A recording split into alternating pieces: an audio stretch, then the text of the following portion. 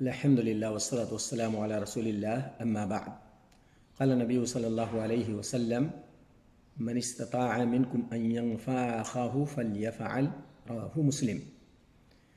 نبی کریم صلی اللہ علیہ وسلم نے بیان فرمایا کہ تم میں سے جو شخص یہ طاقت رکھتا ہو کہ اپنے بھائی کو نفع پہنچائے تو اسے ایسا کرنا چاہیے۔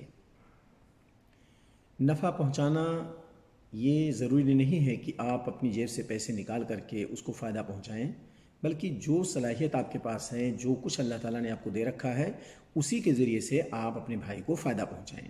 مثلا اللہ رب العالمین نے اگر آپ کو علم سے نوازا ہے، خصوصاً علم شریعت، تو آپ اس کے ذریعے سے اپنے دوسرے بھائی کی مدد کیجیے، اس کو فائدہ پہنچائیے دین کی باتوں کو پہنچا کر کے۔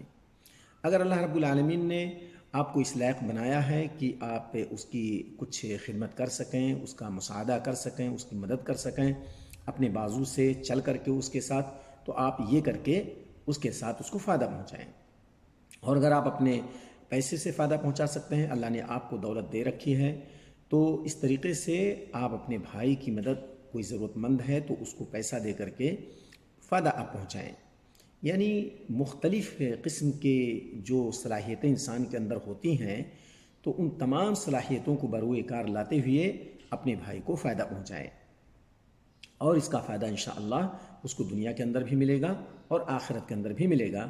اللہ کے رسول بیان فرمایا واللہ فی عون العبد ما کان العبد فی عون اخیہ۔ اللہ رب العالمین اس بندے کی مدد میں رہتا ہے، مدد کرنے میں رہتا ہے، جب کوئی بھائی اپنے بھائی کی مدد میں لگا رہتا ہے۔ اللہ تعالی ہمیں ان احادیث کی روشنی میں اپنے بھائی کو زیادہ سے زیادہ فائدہ پہنچانے کی جو صلاحیت ہمارے پاس ہے اس کے ذریعے سے توفیق عطا فرمائے۔ وآخر دعوانا ان الحمد للہ رب العالمین۔